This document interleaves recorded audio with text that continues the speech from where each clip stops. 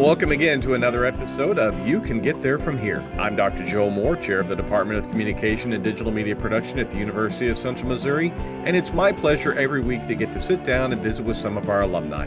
I talk to those who graduated with a degree in digital media production, others who earned a bachelor's degree in communication studies, and some who earned their master's degree in communication.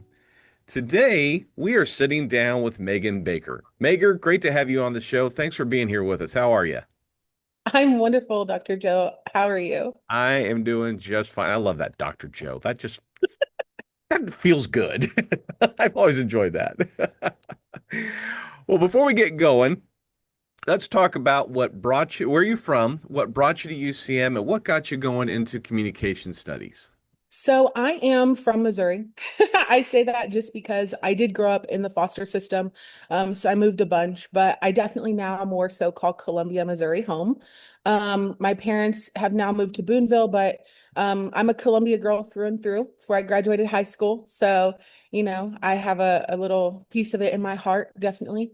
Um, I actually ended up coming to UCM kind of on a whim. My next door neighbor actually sent his mail to my house. There was a mail mix-up whenever he put in his address. So his mail was coming to my house, and he actually played for the Mules on the football team.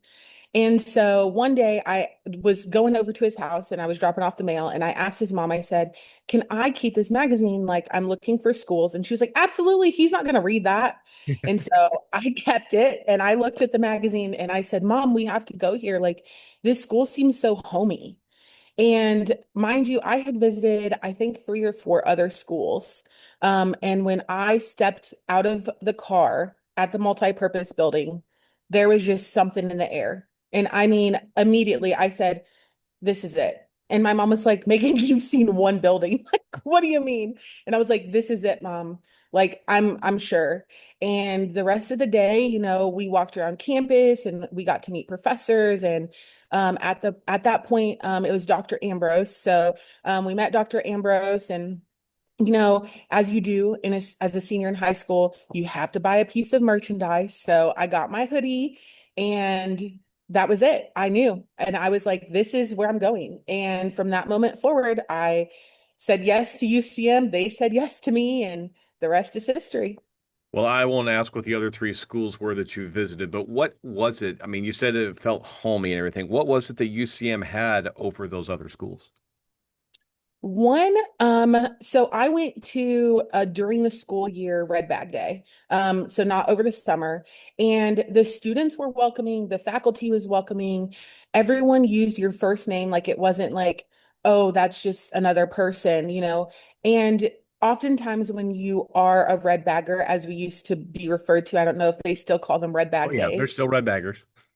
So on Red Bag Days, like when I was a student, I always was like, "Oh, hi, welcome to UCM. Like, hope you're having a great time." Because that's what happened to me on my Red Bag Day. So it wasn't like, "Oh, they're here again. Like, they're taking up our space." Like it wasn't an annoyance. And everyone was like, "Oh my gosh, that could be our next student. That could be." And so it was always just so exciting. And so on my Red Bag Day, like I just felt in the air like a sense that I was supposed to be there. Like it wasn't like "Oh, here we go again." Like the person who toured us around campus, actually her name is Jenny Sutton, now Jenny Burleson. We are friends. And she was so excited for my group. She was like, "Hi, welcome to UCM. I'm so excited to show you around today." And so it was just a really good time all in all.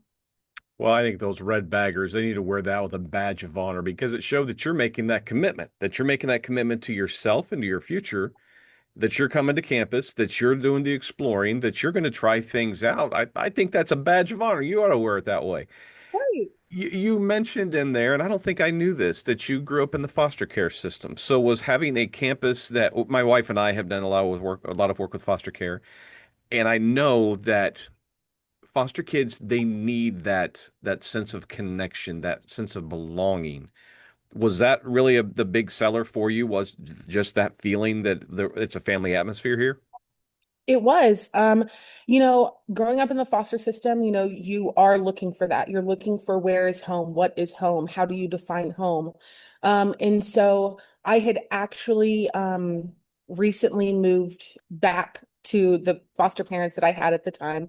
I moved back in with them like a year and a half before leaving for college. And so, needing to fulfill that moving forward into my adult life also, like I was like, oh, this is going to be hard. And so them coming with me to tour the school, and then, feeling like I was at home at their house and then moving into, the college setting, I wanted to have that same feeling. And I really did. And then I remember, so the parents that I lived with at that point did end up adopting me legally. So they are my parents. But it was funny because my mom talks about, she's like, you now push so many people to go to UCM, like, and you want all your siblings to go. And I'm like, yeah, because it's just where home is. Like, and once you get there, you begin to like meet more people and meet the faculty, and the faculty really truly care. Like, you guys are not just there to teach us stuff. Like, you guys genuinely care. You all genuinely follow up. Like, I still speak to faculty probably on a weekly to monthly basis. Like, I've been graduated for 8 years, maybe nine. And still, I'm talking to you guys all the time. Like, you're always following up, wanting to know, how's life? How are you? Is there anything you're needing? Like, it doesn't end in those 4 years. Well, and that's when I became department chair. That's one of the reasons I wanted to do this podcast, is because I'm an alum and I still had connection with a lot of people that I went to school with and that were my professors. And I wanted to make sure that our alumni now feel that same thing. So I'm glad that's hitting. I'm glad that that's working for you, that that you still feel like this is home. That resilience that you're showing there, man, that's awesome. That's something to be proud of. That's something that all students, I hope, will learn, whether they've come through the challenges of a foster care system or not, that you know that you have a family and you know that you have people that care and that are here to help you graduate and get through it all. So, Megan, I'm so glad you're a part of our family. Let's talk a little bit about while you were here, what all were you involved in? There was a lot that I was involved in while I was at UCM. So my freshman year, I really dove in. I was involved in Student Government Association. I was involved in an organization called LEAD. I'm not for sure if they're still out and about, but we hosted like talks and events that really focused on leadership and how to grow yourself in a leadership role and things like that. I also was involved in Spotlight, so hosting those events and attending those events. I joined a sorority as well, Alpha Gamma Delta. Sorry for the siren. So I was involved in the sorority, and then I also then began the journey of becoming a CA. So like in the dorms, you have the community advisors. So I got involved in that as well. So kind of covered a lot of bases on campus there. And also began, the mentor, not search, but like just talking with different faculty members to try to get to know them, just so that you would have those connections and things like that. Also, freshman year, I did change my major 3 times. So getting to communication studies was a journey, but I'm glad that I did end up getting there because that's whenever I've really honed in on everything, especially academically. Hey, we don't care where you start. We just want you to end up with us. So that works out great. So since you graduated, I went to your LinkedIn account and let me look this up. You have worked in marketing, in real estate, and advocacy and addiction recovery, and now you're the house director for, and this is a mouthful, Alpha Phi Omicron House Corporation Board there on the campus of the University of Central Missouri. First of all, what have you learned along your journey in each of those different areas? And then tell us about what you're doing today.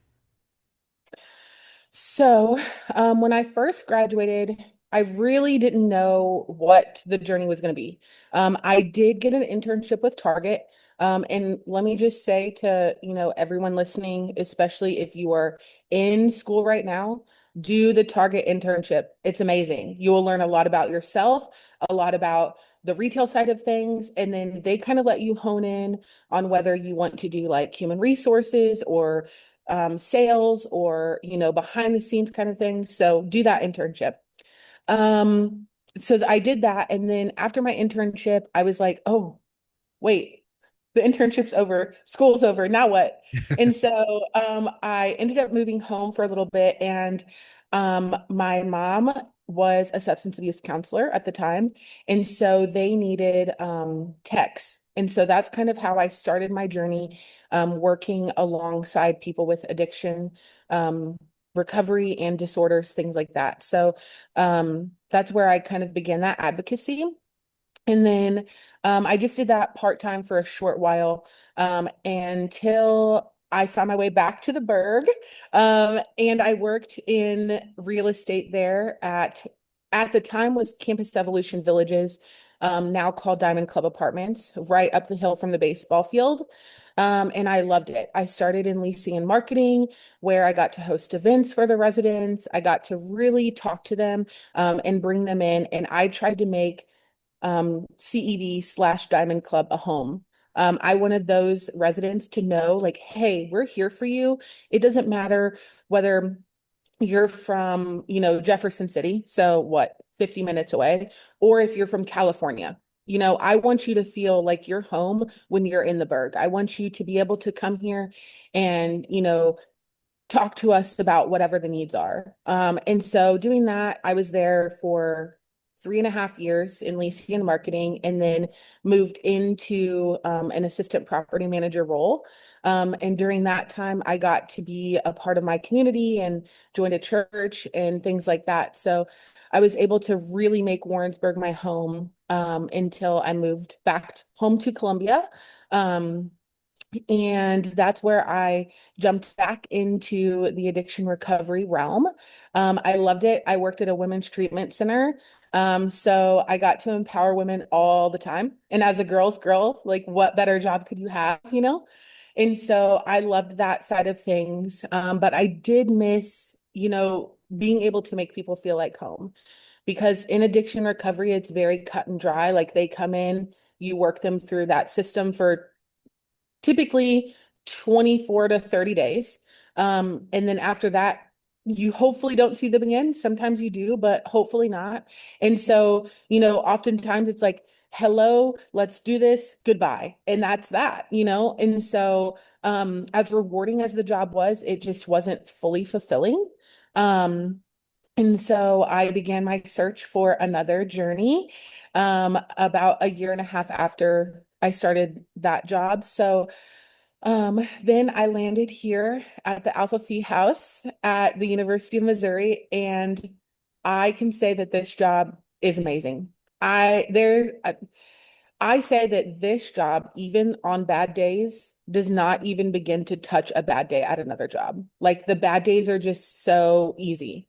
Um, I get to live here, I work here. I have 86 amazing in-house women and 350 some odd out of house full chapter women.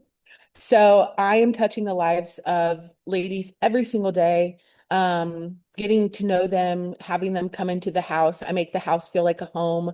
My bosses, get to come over and, feel their alumni feeling whenever they're in town. I do get to welcome alumni, oftentimes on game days. I get to see them and give them house tours and just give them a little place to run and use the restroom so they don't have to use a porta potty, because who wants to do that? Um, Right. I'm like, no one wants to do that. You're the So, MVP of game days. right, I'm like, MVP game day here. Come on over. I get to work along some really great people. I have a housekeeper and a housekeeping team. They're amazing. Our chefs that we have here, amazing. Like, I can't even speak enough on them. They make us homemade breads. Like, Mm, what kind of job do you get homemade bread at, right. Not here. You're like, hey, not here, not here. I might bring you some. I'll drive some over to you. That'll be It's good. so ending up here was not in the cards, because I didn't even know how to look for this job. But once I found it, I can say I don't know what else I'd rather do. So I love it. Are you a fan of The Wizard of Oz? I am. I can just picture you clicking your heels saying, "There's no place like home. There's no place like home. There's no place like home." Because the theme of this interview has been home. What has felt like home for you? And so you had it here, you finding it there. That's got to be a good feeling. It's got to be inspiring. I think, obviously it's the Christmas season. So I feel like that also brings out the theme of home. I can see our Christmas tree across, the room that I'm sitting in. So I think that that kind of brings out the homey feeling. But I also just think that people resonate with home. And so if you talk about home in any aspect, I think that that really brings people in and welcomes them. And I think that everyone, needs and wants a family. So, you know, it's always there. Absolutely. So let's bring this full circle then. Tell us how your classes and your experiences at UCM prepared you for what you're doing today. Absolutely. So my classes at UCM, in the very beginning, I was kind of lost. I was like, okay, I'm not feeling, this sense of like, aha, this is what I'm studying. And so I was like, okay, something's not right. So I just went in and I talked to my advisor. And she was like, why don't you just try out a couple of different classes and maybe try some different things, just see what resonates. Um, so switching that at the halfway point of first semester, my freshman year, really made the big difference. But there were a lot of changes happening really quickly because you do have to get prepared for the next semester to sign up for courses. So I mean, I was meeting with my original advisor, a new advisor, and then a new advisor because I went across the board. I started in speech language pathology. That was my original, like, this is what I'm going to UCM for. Then it was a science sector, radiologic technology. So I really jumped, career paths there. I'll bet. And, but science is not for me. What am I doing? I can't do this. And so I was like, okay, what job do I want to do? And I was like, actually, I just want to like talk to people. And so I was like, wait, like maybe PR? And so then I jumped into PR and realized that that side wasn't quite what I wanted. And so while in the office downstairs in um oh, where was I? I don't know. I was in one of the academic offices. I was listening to another young lady talk to one of her friends about her courses. And it was actually Carol Benton's class on listening abilities. And I was like, well, that class sounds fun. What major is that? And she was like, oh, I'm a comm studies major. And I was like, okay. And so I went in and I was like, I'm going to be comm studies. And my advisor was like, okay, sure. If that's what you want to do, like we'll do it. And I began signing up for courses in the comm studies department, and that's when everything began to click. I loved having Carol as a professor. I loved having Pam. Terry was just a hoot. Like, I mean, across the board, like you can't really go wrong in the comm department. And so just having all these courses and then not only that, but like the professors themselves, like, oh, hey, how are you doing? Hey, do you need anything? Like there was one day I remember I was so sick, but I had to present a project. I came to class, I'm sitting in the hallway, and I think it was for Carol's class. She saw me in the hallway and she was like, go home. You look so sick right now. Go home. And I was like, no, I have to present in my second class with you. And she's like, go home. So I went home, we rescheduled the presentation. That same semester, not to be on a sad note, but my depression got really bad that semester. And my classmates were noticing, and one of them pointed it out to Pam. And she just kind of pulled me aside after class and she was like, hey girl, like I am not seeing you perform at your best. Have you thought about going to the counseling center? And at that point I really hadn't. I was like, I've got this. Like my parents are therapists. I don't need another one. And so I listened to her and I walked over to the counseling center right after class. And I got there and they're like, your professor just sent us a little email saying you were on your way. And so it's just those little things. Like the professors at UCM genuinely care. They're genuinely watching out. They genuinely want you to succeed. And I think that that is how seeing that in play on a large scale. Like you guys, I don't even know how many students you see in a year, but that's nowhere near the amount of people that I'm seeing, in my day-to-day life. So if you guys can do it on a much grander scale, how can I do that? So like I just take like the success of what I had and think, how can I be that Pam, that Carol, that Joe, that Terry, that Nikki to these students here? And so I really just pull little pieces of each of you guys into my day-to-day work, and hopefully the girls are making it. So I would say that's how I make my time at UCM full circle. Well, with you leading the charge, those girls are making it. I'm so glad that you're able to carry us with you and that you're still with us in spirit. So the university's new slogan is redefining what's possible. What does that mean to you? I would say step out of the box. Don't limit yourself to the careers that we've already heard of.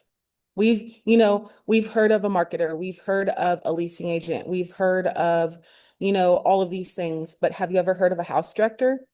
Like, I never in a million years would have said, "Oh, I'm going to go be a house director after college." But I can sit here and tell you this job is so rewarding. Not only am I getting to see these girls, start their college careers and now end it. This is my third year. So my first class, they're now juniors. So I have watched these girls go from, oh my goodness, what am I doing? It's my first day of school to, hey girl, like we've got one more year left. I'm about to hit the senior Sundays. I don't know, like I can't do this, and you're like, yes, you can. Girl, like you've got literally 6 months left. Just push through. You've got it, And so, don't stick yourself in a box just because that's what you thought you wanted to do when you were 18. When I was 18, I was going to be a speech language pathologist at an elementary school.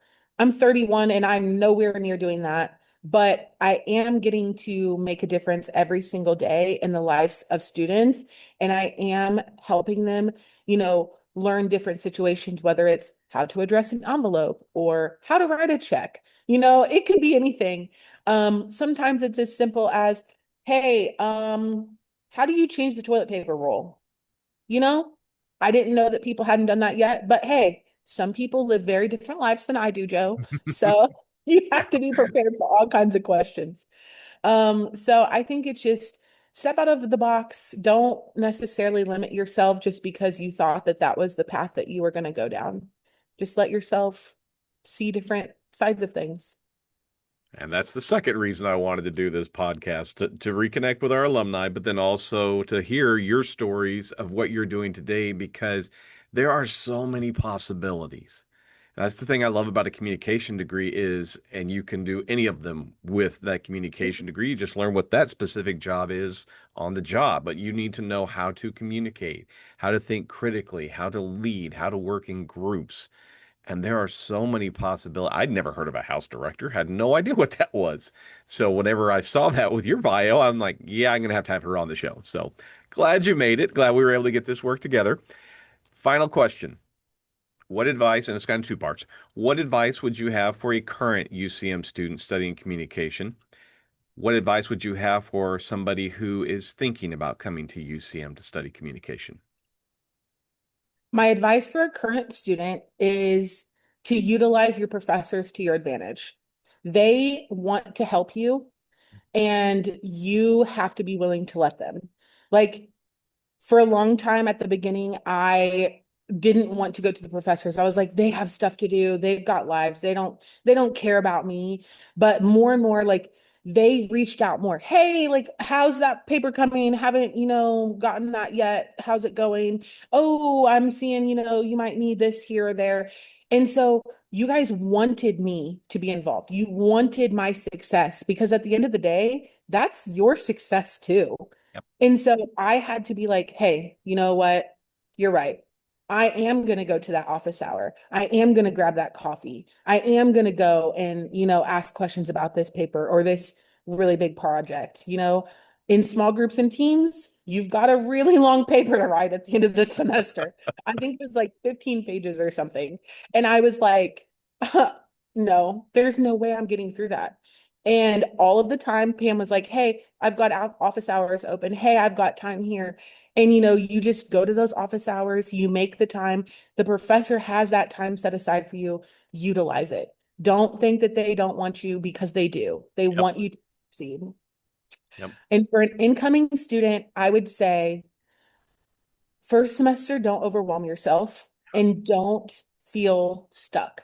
There are so many things within the DMP program, the communication program, that there's something for you to do. Whether you want to be a filmmaker, whether you want to do marketing, whether you want to be a house director, you can do it. You can do it in this line of work. And you are going to learn so much about yourself and how to be a more effective communicator than you'll ever think is possible.